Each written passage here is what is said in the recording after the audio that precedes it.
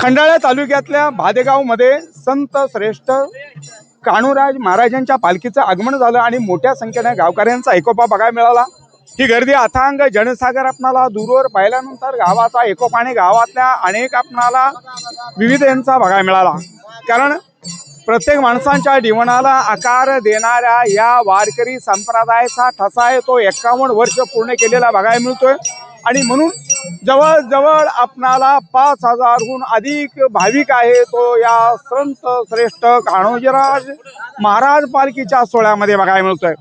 जवळजवळ 5 वाड्यांच्या मधली आई साबळेवाडे असेल, केंदूर असेल, पाबळ असेल आणि त्याचबरोबर अनेक ज्या वाड्या आहेत त्या वाड्यामधले संपूर्ण भाग आहे तो आपणाला भादेगावमध्ये आलेला बघायला मिळतोय। ह्या लोकांचा वाढता जनसमुदाय बघून आपणाला श्री संत श्रेष्ठ कान्होराज महाराज पालखींचं आगमन आपणाला भादेगावमध्ये मोठ्या उत्साहात स्वागतामध्ये आपणाला केलेलं बघायला मिळतंय। यावेळी इथल्या गावकऱ्यांच्या मनात काय भाव जोडलेत आपण जाणून घेणार आहोत। कारण ह्या वारीच्या रूपानं प्रत्येक महाराष्ट्राच्या माणसांना मात्र एक वेगळ्या आनंद आपणाला घ्यायला मिळतोय आणि तीच आपण बघतोय।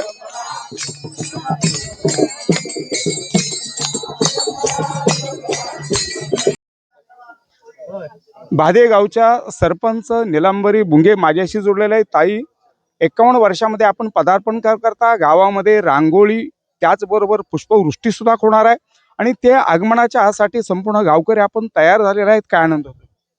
आम्हाला खूप आनंद होत आहे। आज आमच्या गावामध्ये कान्होपात्र महाराजांची पालखी येत आहे। आज त्याला 51 वर्ष पूर्ण होत आहेत।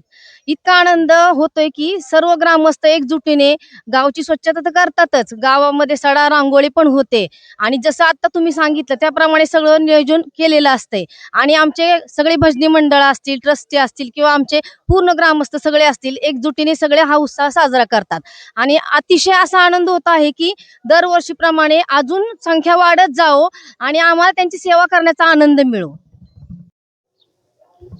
श्री संत श्रेष्ठ कान्होराज महाराज यांच्या पालखीचं आगमन आहे ते भादेगावमध्ये आलं, पण भादेगावमध्ये आल्यानंतर मात्र मोठ्या संख्येनं इथले गावकरी आपणाला पालखीच्या स्वागतासाठी आपणाला सज्ज झालेले बघायला मिळतात।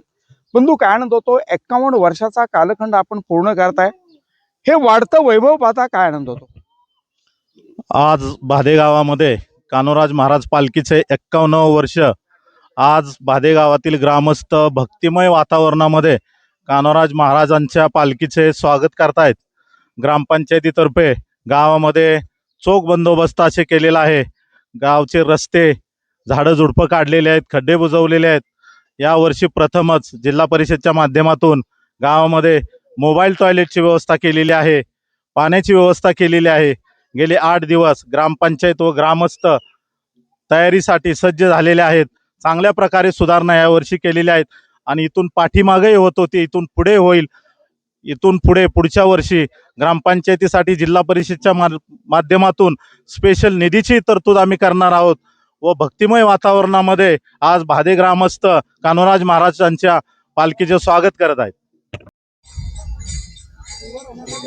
श्री संत श्रेष्ठ कान्होराज महाराजांच्या पालखीचा आगमन सोहळा भादेगावमध्ये आला आणि आल्यानंतर इथे एक चिमुकली मुक्ताई आपल्याला भेटलेली आहे। तिथे काय वाटतंय? आज या ठिकाणी पालखीचा आगमन सोहळा आलाय, मोठ्या संख्येने आपण गावकरी स्वागतासाठी इथे उभे आहात, काय आनंद होतो? आम्हाला खूप आनंद होतोय। आमच्या इथे कान्होबा महाराजांची पालखी आलेली आहे त्यामुळे आणि आम्ही त्यांचं आगमन करतोय। अनेक वाड्यांची वारी या ठिकाणी आलेली आहे, त्या अनुषंगानं आमचे सहकारी मित्र बोलले, बंधू काय आनंद होतो? आनंद खूप होतोय। वारीत सगळे भाविक सगळ्या मोठ्या आनंदाने चाललेले आहेत आणि त्याहीपेक्षा आमचे पत्रकार बंधू आमचे सावळवाडीचं भूषण ही वारी विश्लेषण करण्यासाठी आमच्या सध्या चालण्यासाठी उत्साह वाढवण्यासाठी इथपर्यंत हजर झालेत मुंबईवरून, ही आम्हाला अभिमानाची बाब आहे। आपण वर्ष या ठिकाणी आनंद म्हणजे प्रत्येकाला वाटतं की दरवर्षी ही वारी करावा, जेवणात आलं तर काहीतरी सार्थक लागावा, ही वारी उत्साहाने आनंदाने व्हावी हीच परमेश्वराचरणी प्रार्थना। विशालजी, गावातला पण एक उमदा नेतृत्व म्हणून आपल्याला बोललं जातं। श्री संत श्रेष्ठ कान्होराज महाराजांच्या पालखींचं आगमन झालं, मोठ्या संख्येने आपण उपस्थित झाला। 51 वर्षाचा कालखंड आपण पूर्ण करताय, ही मोठ्या संख्येने तरुणांची संख्या बघायला मिळते, ज्येष्ठांची संख्या बघायला मिळते, हे सगळं वाढतं वैभव काय आनंद? खूप असा आनंद झालेला आहे बाधे ग्रामस्थांना, कारण की दरवर्षी ही पालखी येतच असते. आज 51 वर्ष या गावात पूर्ण झालेत, काही जोक नाही. 51 वर्षाचा हा कालखंड म्हणजे आमचे आजोबा असतील, पणजोबा असतील, त्यांच्या काळापासून आलेली परंपरा आहे आणि ही परंपरा कायम अशीच टिकून राहावी अशी आमची ईश्वरचरणी प्रार्थना आहे.